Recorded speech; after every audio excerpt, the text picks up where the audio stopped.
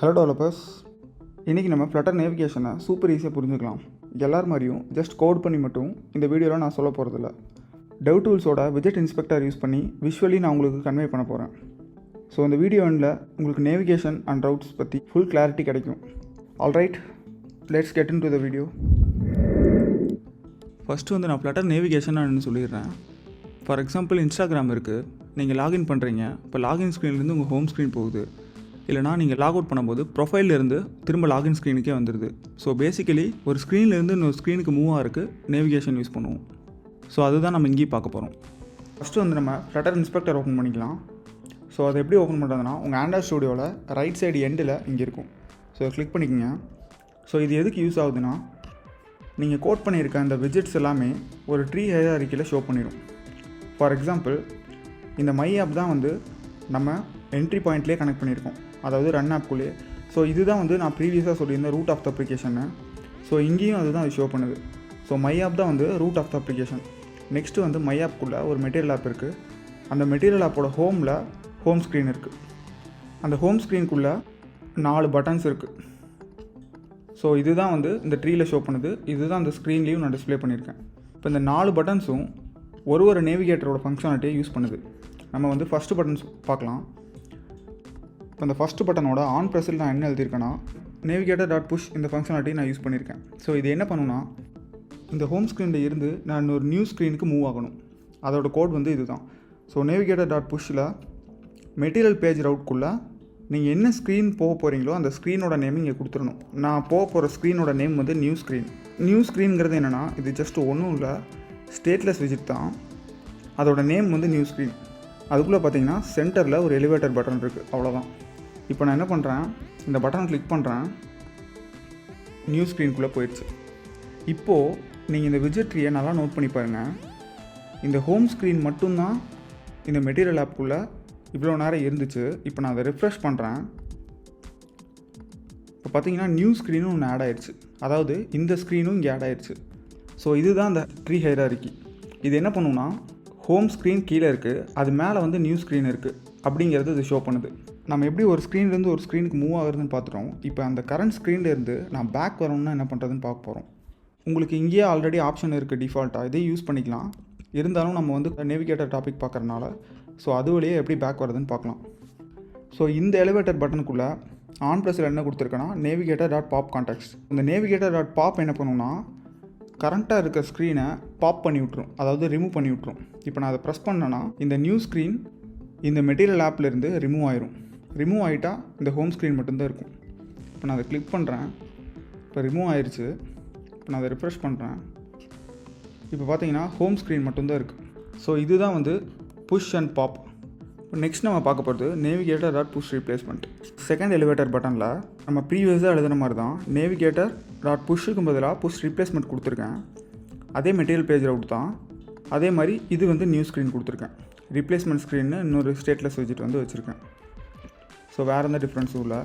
இப்போது இதை நான் கிளிக் பண்ணால் இது என்ன ஆகும்னா, இந்த கரண்ட்டாக இருக்க ஸ்க்ரீனை இந்த ஸ்க்ரீன் யூஸ் பண்ணி ரீப்ளேஸ் பண்ணிடுவோம் அதை. அதாவது இந்த மெட்டீரியல் ஆப்பில் ஹோம் ஸ்க்ரீன் இருக்குது, இந்த ஹோம் ஸ்க்ரீனை இந்த ரீப்ளேஸ்மெண்ட் ஸ்க்ரீன் ரீப்ளேஸ் பண்ணிடும் இதை. அப்போ அந்த ஹோம் ஸ்க்ரீன் ஒன்று இந்த மெட்டீரியல் ஆப்புக்குள்ளே இருக்கவே இருக்காது. ஃபார் எக்ஸாம்பிள், நான் அதை கிளிக் பண்ணுறேன். ஸோ இப்போ ரீப்ளேஸ் பண்ணிடுச்சு. அதை நான் உங்களுக்கு லைவாக காமிக்கணும்னா, இப்போ ரீலோட் பண்ணிட்டேன். இப்போ பார்த்தீங்கன்னா மெட்டீரியல் ஆப்பில் ஹோம் ஸ்க்ரீன் ஒன்று இல்லவே இல்லை. அது ரீப்ளேஸ்மெண்ட் ஸ்க்ரீன் அந்த ஹோம் ஸ்க்ரீனை ரீப்ளேஸ் பண்ணிடுச்சு.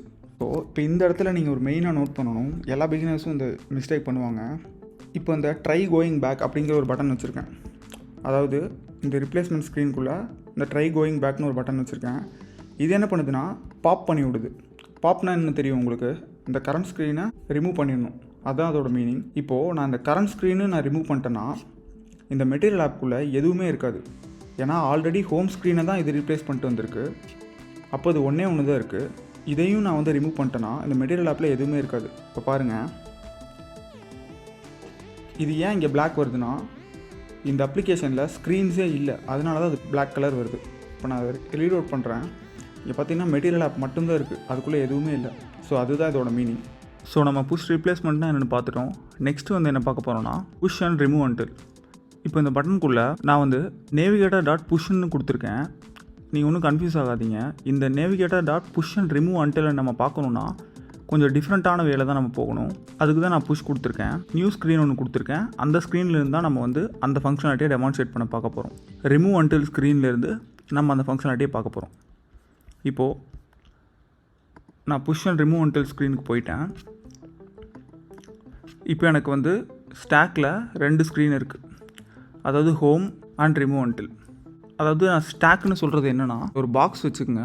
அதில் நீங்கள் வந்து புக்ஸை வந்து லைன் பை லைனாக வைக்கிறீங்க. அதுதான் வந்து ஸ்டாக். அடுக்கடுக்காக இருக்கிறது தான் வந்து ஸ்டாக்னு சொல்லுவோம். ஸோ இதுவும் வந்து மெட்டீரியல் ஆப்பும் ஒரு பாக்ஸ் மாதிரி வச்சுக்கோங்க. அந்த மெட்டீரியல் ஆப்புக்குள்ளே அடுக்கடுக்காக ஒன்றா இருக்கிறது தான் வந்து ஸ்டாக். இப்போ அதில் நம்ம வந்து ஃபஸ்ட்டு ஹோம் ஸ்க்ரீனை போட்டோம். அது மேலே வந்து ரிமூவ் அன்டில் ஸ்க்ரீனை போட்டிருக்கோம். அப்படி ஞாபகம் வச்சுக்கோங்க. ப்ரீவியஸாக பார்த்த மாதிரி தான் navigator.pushAndRemoveUntil கொடுத்துருக்கேன் இங்கே. அண்ட் தென் வந்து நம்ம என்ன ஸ்க்ரீனுக்கு போக போகிறோங்கிற கொடுத்துருக்கேன். ஃபைனல்னு ஒரு ஸ்க்ரீன் நான் ஒன்று க்ரியேட் பண்ணியிருக்கேன். அதுதான் இங்கே கொடுத்துருக்கேன். அண்ட் தென் route.isFirst இது என்னங்கிறத நான் இப்போ சொல்கிறேன். இப்போது நம்ம இந்த பட்டனை கிளிக் பண்ணோன்னா இந்த ஃபைனலுங்கிற ஸ்க்ரீனுக்குள்ளே போயிடும். அதான் அதோட கோல். ஆனால் இந்த route.isFirst இது என்ன மீன் பண்ணுதுன்னா, இந்த மெட்டீரியல் ஆப்பில் ஃபஸ்ட்டு ஸ்க்ரீன் என்னவாக இருக்குது அப்படிங்கிறத செக் பண்ணும். ஹோம் ஸ்க்ரீன் தான் இருக்குது. அப்போது ஹோம் ஸ்க்ரீன்லேருந்து இந்த ஃபைனல் ஸ்க்ரீன் போகும்போது இன் பிட்வீனில் என்னென்னலாம் ஸ்க்ரீன் இருக்கோ அது எல்லாத்தையும் ரிமூவ் பண்ணிடு அப்படின்னு மீனிங். உங்களுக்கு புரிகிற மாதிரி சொன்னால், இப்போ நான் அதை கிளிக் பண்ணிடுவேன். இது வந்து ஃபைனல் ஸ்க்ரீனுக்கு போயிடும். அதுக்கு போகிறதுக்கு முன்னாடி இந்த மெட்டீரியல் ஆப்புங்கிற ஸ்டாக்குள்ளே எத்தனை பேஜஸ் இருக்குதுன்னு பார்க்கும். அப்போது எனக்கு ஃபஸ்ட்டு பேஜை மட்டும் விட்டுட்டு மிச்சம் எல்லா பேஜையும் வந்து ரிமூவ் பண்ணிடு. ரிமூவ் பண்ணதுக்கப்புறம் தான் நான் வந்து ஃபைனல் ஸ்க்ரீனுக்குள்ளே போவேன் அப்படின்னு சொல்லும்.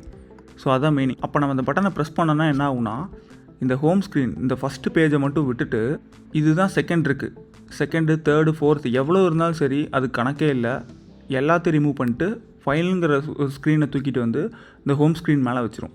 இப்போ பார்த்தீங்கன்னா நான் பட்டன் ப்ரெஸ் பண்ணிட்டேன். இப்போ நான் ரீலோட் பண்ணுறேன். இங்கே பார்த்தீங்கன்னா ஹோம் ஸ்க்ரீன் அடுத்து ஃபைனல் ஸ்க்ரீன் வந்துருச்சு. இன் பிட்வீனில் இருந்த ஸ்க்ரீனை அது தூக்கிடுச்சு. உங்களுக்கு நான் இதை இன்னும் கிளியராக புரிகிற மாதிரி சொல்லணும்னா, நான் என்ன பண்ணிக்கிறேன், இந்த ஹோம் ஸ்க்ரீனுக்கு அடுத்து 3 ஸ்க்ரீன் வந்து நான் டம்மியாக க்ரியேட் பண்ணிட்டு அதுக்கப்புறம் இந்த ஃபங்க்ஷனாலிட்டி நம்ம கொடுக்குறேன். அப்போ உங்களுக்கு நல்லா புரியும். இப்போ நம்ம வந்து ஒரு டம்மியாக ஒரு 3 ஸ்க்ரீன் வந்து க்ரியேட் பண்ணிக்கலாம். ஃபஸ்ட்டு வந்து ஸ்க்ரீன் 1 நான் க்ரியேட் பண்ணிட்டேன். அதே மாதிரி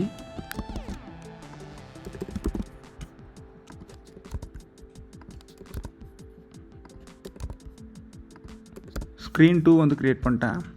நெக்ஸ்ட்டு வந்து ஸ்க்ரீன் 3 வந்து நான் க்ரியேட் பண்ணியிருக்கேன். நம்ம என்ன பண்ண போகிறோன்னா, ஹோம் ஸ்க்ரீனுக்கு அடுத்து ஸ்க்ரீன் 1, ஸ்க்ரீன் 2, ஸ்க்ரீன் 3 இந்த மாதிரி 3 ஸ்க்ரீன் வச்சுட்டு அந்த 3வது ஸ்க்ரீனை கிளிக் பண்ணும்போது உங்களுக்கு வந்து pushAndRemoveUntilங்கிற ஃபங்க்ஷனாலிட்டி ஈஸியாக புரிஞ்சிடும். நம்ம அதுக்கு என்ன பண்ண போகிறோன்னா, இந்த பட்டனை ப்ரெஸ் பண்ணும்போது ஸ்க்ரீன் 1க்கு நம்ம வந்து நேவிகேட் பண்ணிடலாம். ஸோ புஷ் தான் பண்ணுது ஸ்க்ரீன் 1. இப்போ ஸ்க்ரீன் 1ல் இருந்து ஸ்க்ரீன் 2க்கு போகுது.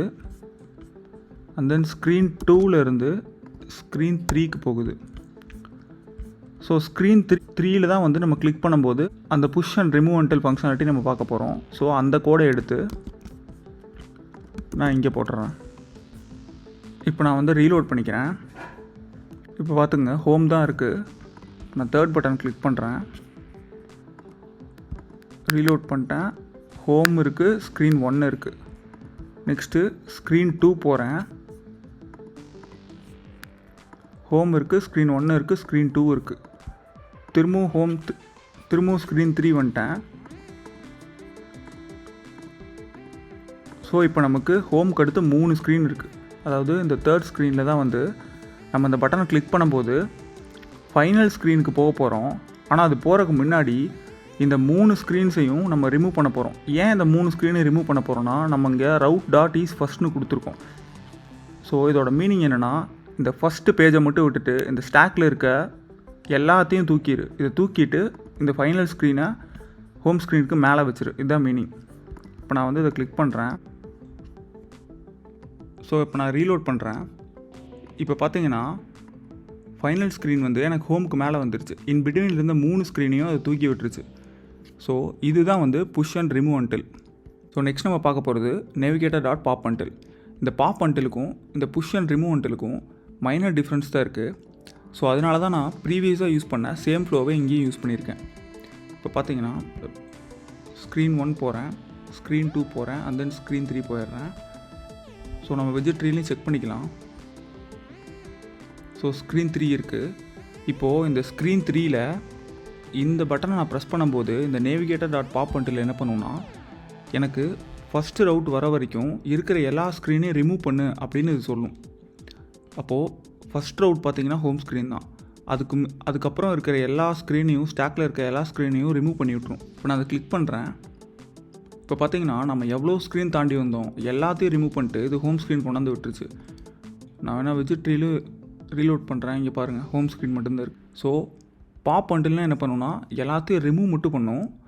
pushAndRemoveUntilனா எல்லாத்தையும் ரிமூவ் பண்ணிட்டு அதுக்கப்புறம் ஒரு ஸ்க்ரீன் ஆட் பண்ணும். ஸோ இதுக்கும் அதுக்கும் அதுதான் டிஃப்ரெண்ட். ஸோ நம்ம வந்து இப்போ எல்லா டைப் ஆஃப் நேவிகேட்டர்ஸும் நம்ம பார்த்துட்டோம். இப்போ இந்த popUntil, இந்த pushAndRemoveUntil இதெல்லாம் நம்ம எங்கே ரியல் வேர்ல்டாக யூஸ் பண்ணுவோம்னு பார்த்தீங்கன்னா, ஃபார் எக்ஸாம்பிள் இப்போ இது வந்து ஒரு ஃப்ளிப்கார்ட் அப்ளிகேஷன் நீங்கள் வந்து ஒரு அசியூம் பண்ணிக்கங்க. இப்போ இதில் நான் என்ன பண்ணுறேன்னா, ஒரு ப்ராடக்டை கிளிக் பண்ணி ஒரு ப்ராடக்ட் பேஜுக்குள்ளே போகிறேன். அதிலிருந்து ஒரு ப்ராடக்டை வந்து சூஸ் பண்ணி நான் செக்அவுட் பேஜுக்கு போகிறேன். செக்அவுட் பேஜுக்கு போயிட்டு பேமெண்ட்லாம் கொடுக்குறேன். பேமெண்ட்லாம் கொடுத்துட்டு சக்ஸஸ் பாப்பப் வரும்போது ஓகே கொடுப்பேன் தெரியுமா. அப்போ ஓகே கொடுக்கும்போது எல்லாத்தையும் அதை ரிமூவ் பண்ணிட்டு கடைசியாக திரும்ப வந்து ஹோம் ஸ்க்ரீனுக்கே வந்துடும், ஃப்ளிப்கார்ட்டோட ஹோம் ஸ்க்ரீனுக்கே. ஸோ அந்த மாதிரி ஃபங்க்ஷனாலிட்டிஸ்க்கெல்லாம் இந்த மாதிரி popUntil, இந்த pushAndRemoveUntil அங்கெல்லாம் இதை யூஸ் பண்ணுவோம். ஸோ இந்த நேவிகேஷன் டாப்பிக்கில் நேவிகேட்டர் யூஸ் பண்ணி பேஜ் நேவிகேஷன் பண்ணுறது இவ்வளோ தான். நம்ம அடுத்து நேவிகேட்டர் மாதிரியே ரவுட்ஸ் யூஸ் பண்ணி எப்படி நேவிகேஷன் பண்ணலாங்கிறத பார்க்கலாம். ஸோ நான் என்ன பண்ணுறேன், இந்த நேவிகேட்டருங்கிறத ஸ்ப்ளிட் ரைட்டில் கொடுத்து உங்களுக்கு கம்பேர் பண்ணி சொன்னோன்னா ஈஸியாக புரிஞ்சிடும். ஸோ பெரிய டிஃப்ரெண்ட்லாம் ஒன்றுமே இல்லை. இதில் ரெண்டுமே ஒரே ஃபங்க்ஷனாலிட்டி தான் யூஸ் பண்ணுவோம். என்னென்னா அதோட கோடிங் ஸ்டைல் மட்டும் வேறையாக இருக்கும், அவ்வளோதான். இப்போ வந்து நம்ம நேம்டு ரவுட்ஸ்னு பார்க்கலாம். இந்த நேம்டு ரவுட்ஸுக்கும் இந்த நேவிகேட்டருக்கும் என்ன டிஃப்ரெண்ட்டுங்கிறத நான் ஜஸ்ட் ஒன்லைனில் சொல்லிடுறேன். நேவிகேட்டரை பொறுத்த வரைக்கும் டேரெக்டாக நீங்கள் அந்த ஸ்க்ரீனோட நேமை எடுத்துகிட்டு போய் கால் பண்ணிக்கலாம். இப்போ இங்கே ஹோமில் நான் டேரெக்டாக அந்த ஸ்க்ரீன் நேம் வச்சிட்டேன். அதே மாதிரி ஒரு ஸ்க்ரீன்லேருந்து இன்னொரு ஸ்க்ரீன் போகிறோன்னா இந்த புஷ்ஷில் டேரெக்டாக அந்த ஸ்க்ரீன் நேமே கொடுத்துட்டேன். அதே மாதிரி ரிப்ளேஸ்மெண்ட்டுக்கும் அந்த ஸ்க்ரீன் நேமே கொடுத்துட்டேன். பட் இங்கே என்ன பண்ணுவோன்னா, அந்தந்த ஸ்க்ரீன் நேமுக்கு நம்ம ரவுட் நேம் வச்சுப்போம். இந்த மாதிரி ஸ்லாஷ் புஷ்ஷு, ஸ்லாஷ் ரிப்ளேஸ்மெண்ட்டு, இந்த மாதிரி ரவுட்ஸ் நேம் வச்சுப்போம். அப்போது நான் இந்த ரவுட் நேமை கால் பண்ணேன்னா எனக்கு இந்த ஸ்க்ரீன் போயிடும். ஸோ அதை தான் வந்து நம்ம ப்ரீடிஃபைன்டாக இங்கே ரவுட்ஸில் கொடுத்துட்டோம். இதுதான் வந்து கான்செப்ட். இப்போது உங்களுக்கு ஒரு டவுட் வரும், இங்கே வந்து நம்ம ஹோம் ஸ்க்ரீனை கொடுத்துட்டோம், அதனால் அது வந்து ரன் பண்ணோடனே ஹோம் ஸ்க்ரீனுக்கு போகுது. இங்கே எப்படி வந்து ரன் பண்ணோடனே அது ஹோம் ஸ்க்ரீனுக்கு போகும்னா, நம்ம தான் வந்து ப்ரீடிஃபைண்டாக என்னென்ன ஸ்க்ரீனுக்கு என்னென்ன நேம்னு கொடுத்துட்டோம்ல. ஸோ அந்த நேம் எடுத்துகிட்டு போய் நான் இனிஷியல் ரவுட்டில் கொடுத்துருவேன். இப்போது எனக்கு ஹோம் ஸ்க்ரீன் வரனால எனக்கு இனிஷியல் ரவுட்டில் ஸ்லாஷ்னு கொடுத்துட்டேன். அதனால் ஸ்லாஷ்னால் இது ஹோம் ஸ்க்ரீனுக்கு போயிடும். இப்போ நான் ரன் பண்ணும்போது ஸ்லாஷ் தான் இருக்குது, ஸ்லாஷ் வந்து ஹோம் ஸ்க்ரீன் கொடுத்துருக்கோம், அதனால் ஹோம் ஸ்க்ரீன் வந்துருச்சு.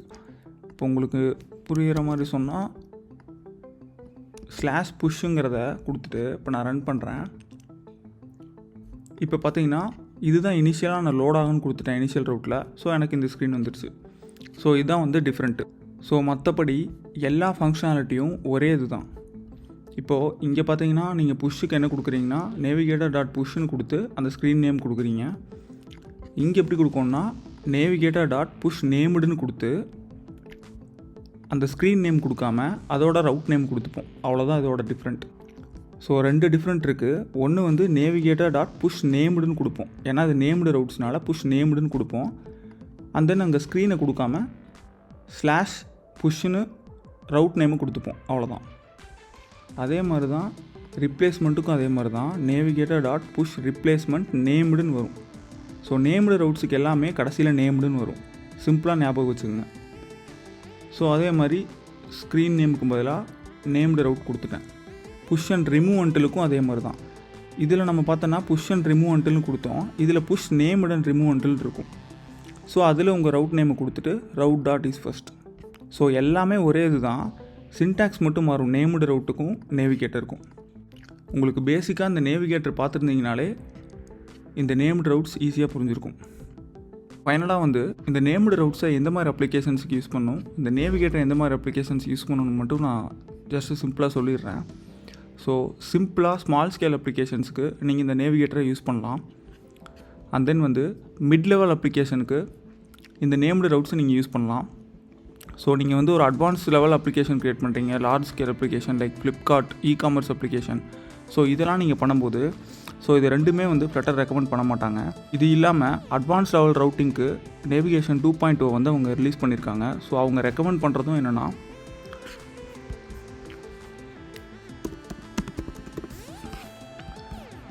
இந்த கோ ரவுட்டர் தான்.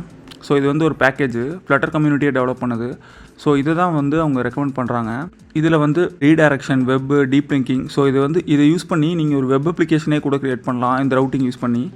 So deep linking, transition, and then error handling, state restoration. So இது எல்லாமே வெப் ரிலேட்டடாக வரும். இந்த ரவுட்டிங் நீங்கள் யூஸ் பண்ணிங்கன்னா மொபைலுக்கும் சப்போர்ட் ஆகும், அண்ட் தென் வெப் அப்ளிகேஷனுக்கும் சப்போர்ட் ஆகும். இந்த கோ ரவுட்டர்லாம் அட்வான்ஸ் லெவல் ரவுட்டிங். ஸோ நம்ம flutter intermediate to advance level series வந்து நான் ஸ்டார்ட் பண்ணுறேன் இதை முடிச்சுட்டு. ஸோ நம்ம அதில் பார்க்கலாம். ஏன்னா நம்ம எல்லாத்தையும் ஒரே இதில் பார்த்தோம்னா ஃபுல்லாக கன்ஃபியூஸ் ஆயிரும். ஸோ நம்ம ஸ்டெப் பை ஸ்டெப்பாக லேர்ன் பண்ணுவோம். உங்களுக்கு இப்போது டக்குன்னு ஸ்ட்ரைக் ஆகலாம், நம்ம இவ்வளோ நேரம் நம்ம இப்போ பார்த்த அந்த நேம்டு ரவுட்ஸ், இந்த நேவிகேட்டர் இதெல்லாம் நம்ம யூஸே பண்ண மாட்டோமா அப்படின்னு நினைக்காதீங்க. மேக்ஸிமம் நீங்கள் வந்து இந்த நேம்டு ரவுட்ஸ் தான் யூஸ் பண்ணுவீங்க. உங்களோட அப்ளிகேஷனோட யூஸ் கேஸ் அண்ட் ஆர்கிடெக்சர் சைஸை பொறுத்து தான் நீங்கள் கோ ரவுட்டர் யூஸ் பண்ணுற மாதிரி வரும். ஸோ மேக்ஸிமம் நீங்கள் இதுக்குள்ளே தான் இருப்பீங்க, நேம்டு ரவுட்ஸ்குள்ளே. இருந்தாலும் நம்ம வந்து இதை தெரிஞ்சுக்கலாம். ஸோ டெவலப்பர்ஸ், இதுதான் ஃப்ளட்டர் நேவிகேஷனோட ஃபுல் பிரேக் டவுன். எல்லா கான்செப்ட்டும் நான் ஃப்ளட்டர் இன்ஸ்பெக்டர் யூஸ் பண்ணி லைவாக காமிச்சிட்டேன். இப்போ உங்களுக்கு நேவிகேஷன் எப்படி ஒர்க் ஆகுதுன்னு ஈஸியாக புரிஞ்சிருக்கும். இன்னும் சாலிடான ஃப்ளட்டர் கண்டென்ட்லாம் நம்ம பிளேலிஸ்ட்டோட சீரீஸில் நான் 1 by 1 அப்லோட் பண்ண போகிறேன். ஸோ வீடியோ லைக் பண்ணி சேனலை சப்ஸ்கிரைப் பண்ணிடுங்க. சப்போர்ட் பண்ணுங்கள் guys. So see you on the next video.